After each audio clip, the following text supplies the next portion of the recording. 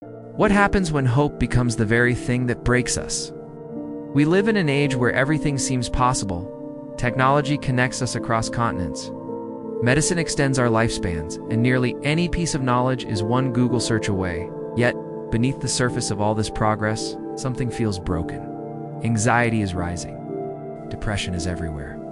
People are more outraged, more addicted, more distracted than ever. Turns with a brutal, brilliant sequel.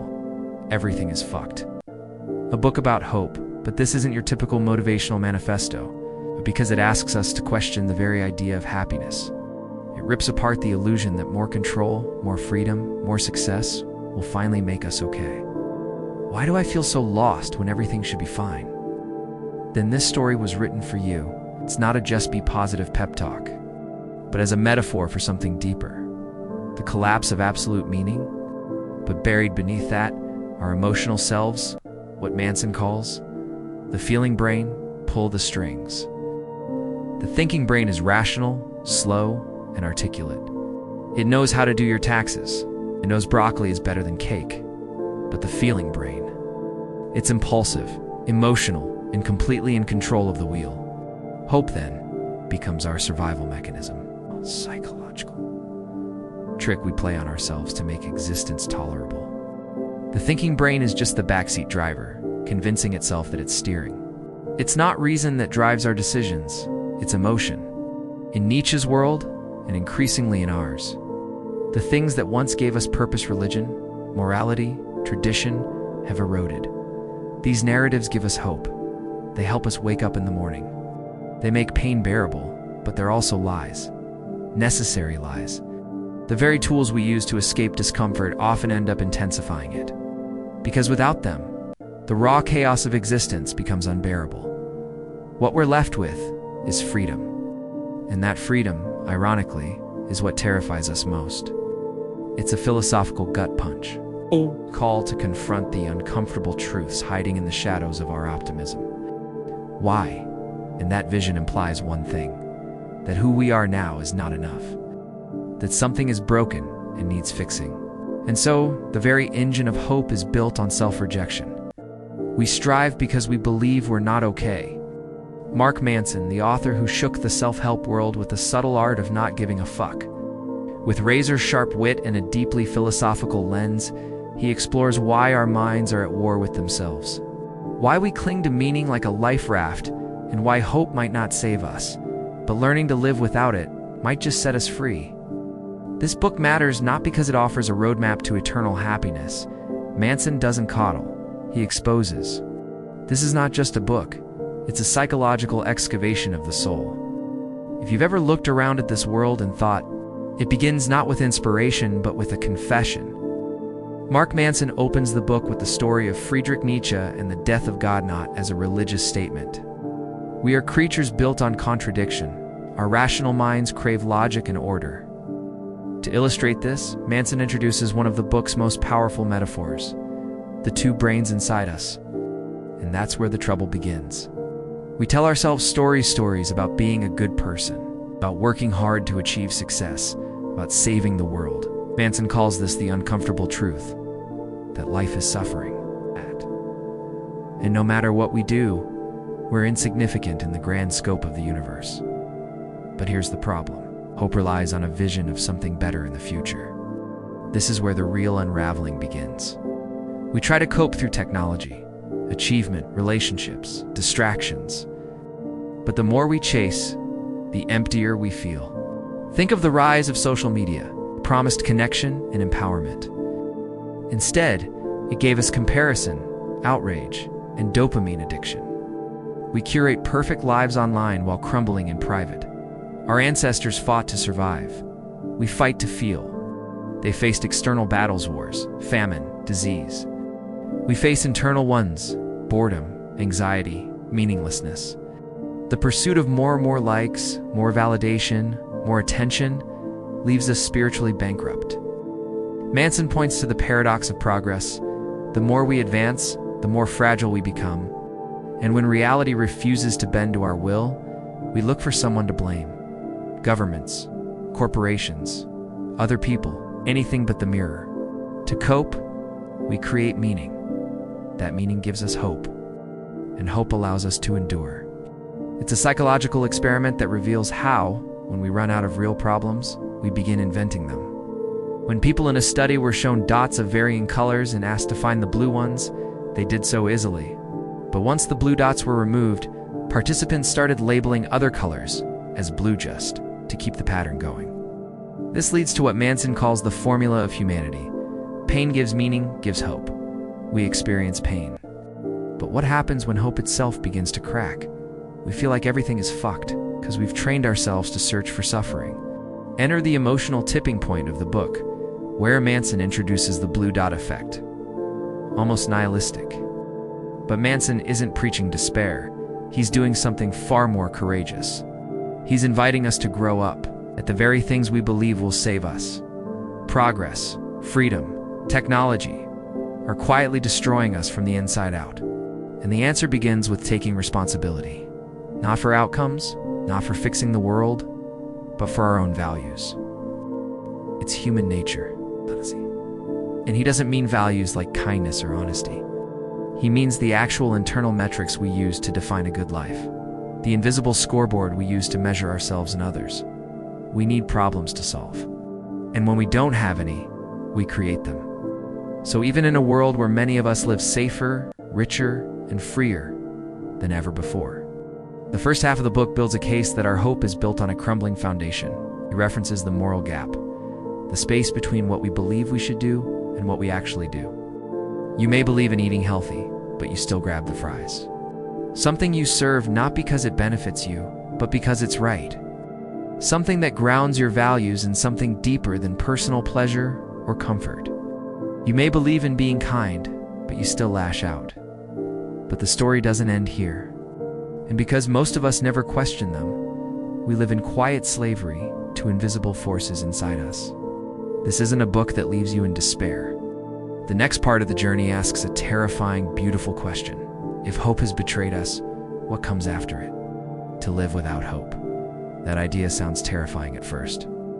In the second half of Everything is Fucked, the question shifts from why are things falling apart to what can we build in the rubble? Here, Manson introduces what he calls the feeling brain's dictator, our emotions and values working in tandem to justify everything we do. If your value is be successful, every failure will wreck you. If your value is be liked, every criticism will feel like a knife. If your value is be right, every disagreement will become a battle. The problem is and T our emotions. It's the faulty values we build our identities around.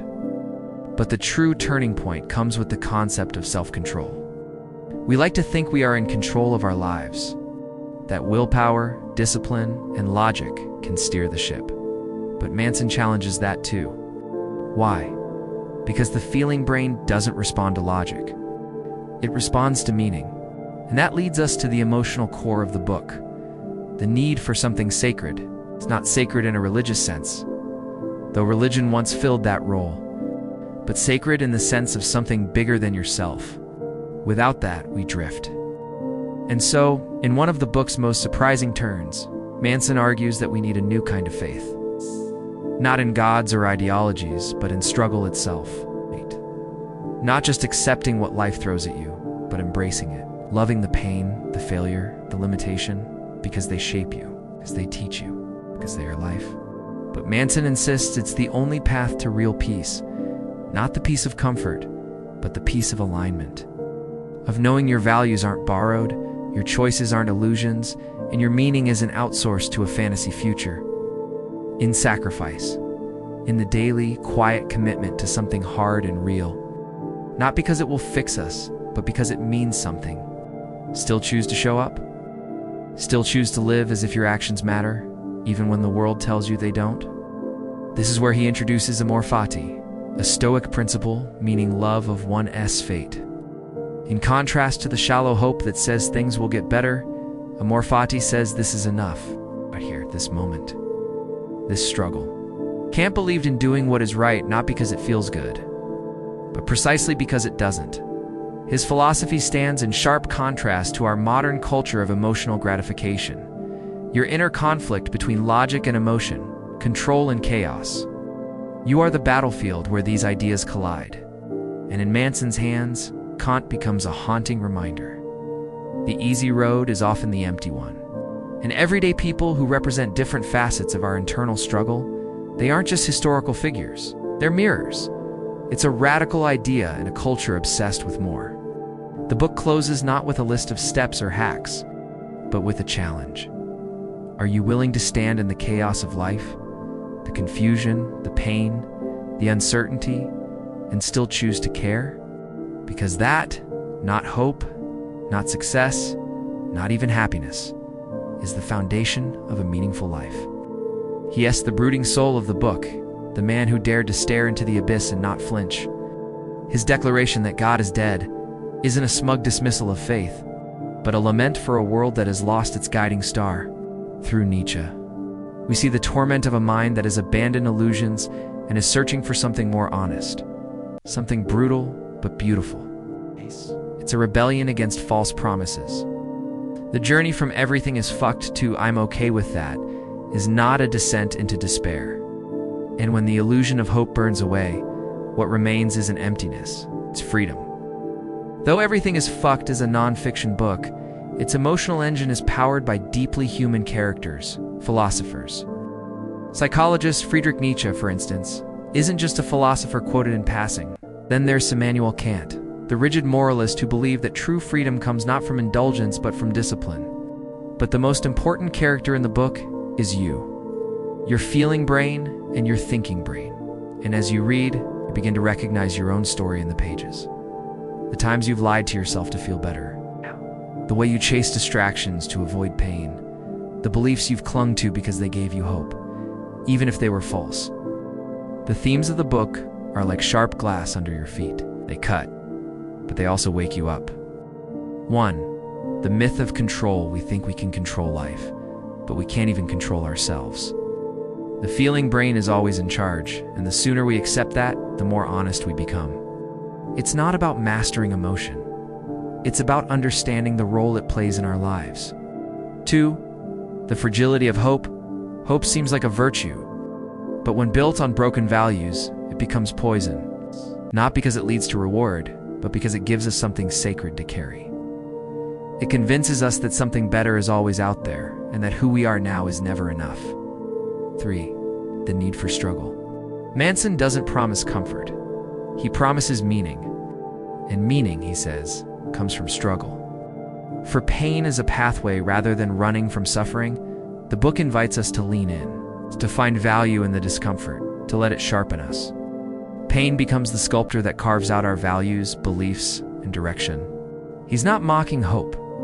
He's asking us to elevate it, to build it not on dreams of rescue, but on the unshakable foundation of voluntary suffering, responsibility, and truth.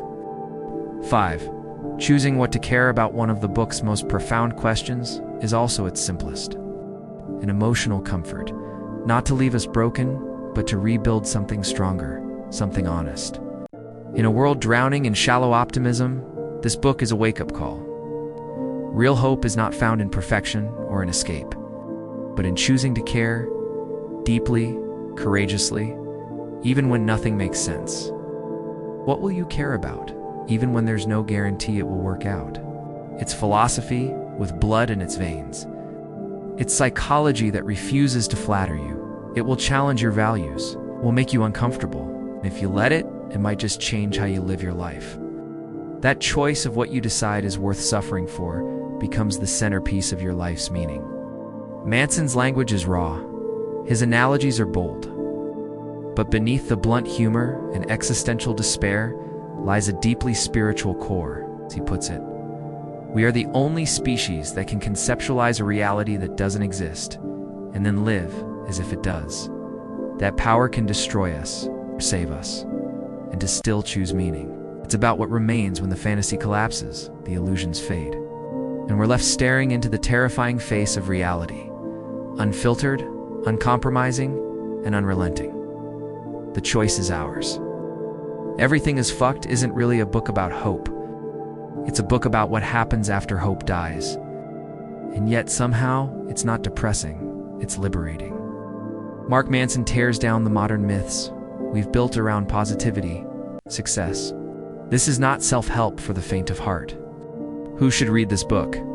Anyone who feels lost in the noise of self-improvement. Anyone who's tired of being told that they not enough until they achieve more. Anyone brave enough to ask, what if nothing gets better, but I still show up anyway? Because in the end, that's the most radical act of all. To live without guarantees, without illusions, without false hope. Not because it's easy, not because it's safe, but because it's real. Sometimes that's all we need.